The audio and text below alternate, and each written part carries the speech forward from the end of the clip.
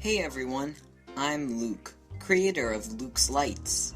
Today I'm going to walk you through cellular respiration and photosynthesis, and show how these processes are very important. Before we dive into these processes, let's talk about what they mean. Cellular respiration is the process in which cells take food, like glucose, and convert it to energy.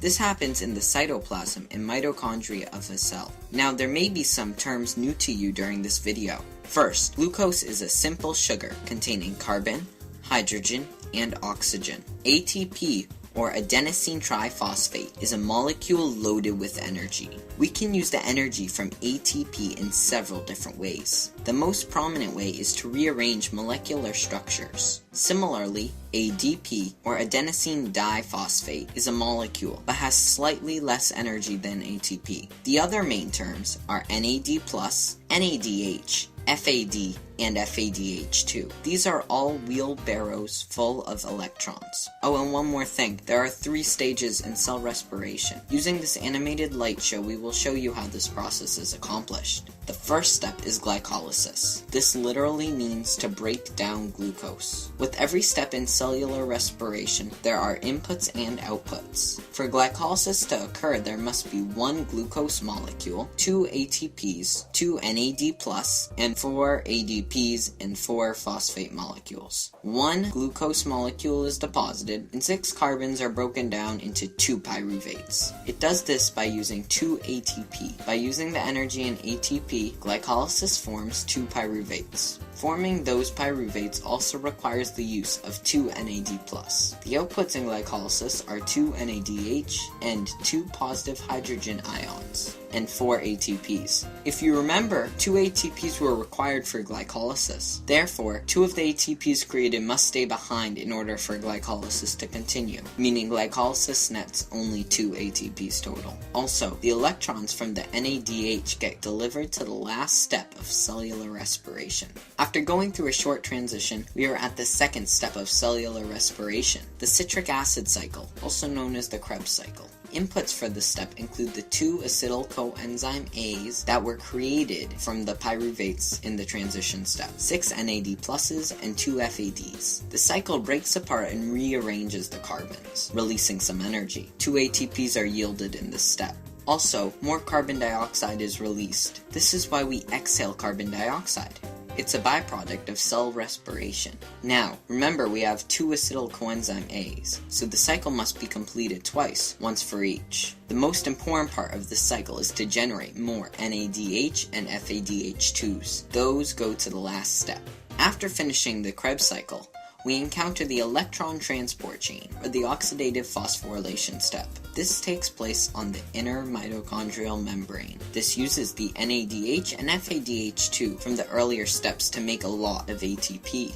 This step makes 34 ATPs for every glucose molecule. Let the arches represent the inner mitochondrial membrane. Above the arches will be outside the inner mitochondrial membrane, and below the arches will be the mitochondrial matrix. There is a higher concentration of hydrogen ions inside the matrix that require active transport for the hydrogen to cross the membrane. As this happens, NADH is turned into NAD+, and FADH2 is turned into FAD. These go back to the glycolysis and citric acid steps to keep the process moving. After we've crossed the membrane once, we can use ATP synthase, an enzyme, to help create ATP. So as you can see now, each part of cellular respiration has its own purpose. The goal of glycolysis is to break glucose into pyruvate, which gets turned into acetyl coenzyme A via the transition step. The Krebs cycle accumulates lots of NADH and FADH2 molecules for the electron transport chain to use. Lastly,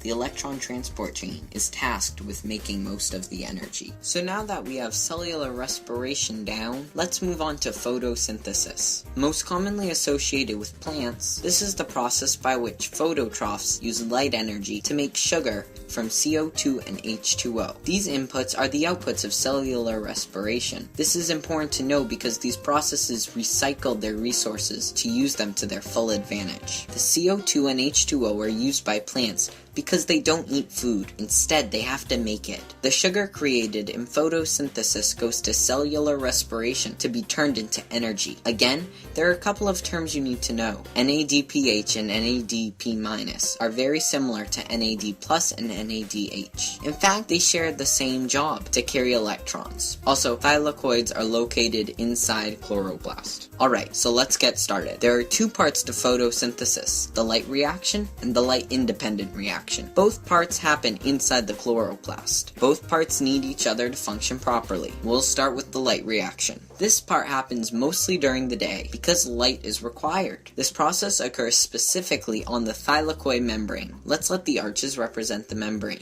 Above the arches will be outside the thylakoid, and below the arches will be inside the thylakoid. There is a low concentration of hydrogen outside the thylakoid, and a higher concentration of hydrogen inside the thylakoid. What happens is light is absorbed by photosystems 1 and 2, which are on the thylakoid membrane. The light energy created splits the wire into hydrogen and oxygen. This causes a higher concentration of hydrogen inside the thylakoid. The oxygen is released as a byproduct, which is why plants are so helpful for the environment. The light energy also turns NADP and positive hydrogen ions into NADPH. This is important because it is needed by the next step. Lastly, with the help of ATP synthase, ADP and phosphate are turned into ATP. This is also needed for the next step. The next step is called the Calvin cycle, or the light-independent reaction. Using 3 CO2 molecules as an input, it rearranges them. It is powered by ATP from the light reaction. Eventually, the output is G3P. 2 of these molecules can be put together to form glucose, which is then sent through cellular respiration for processing. So there you have it. Using photosynthesis and cellular respiration, you can create food, which is then turned into energy for organisms to enjoy.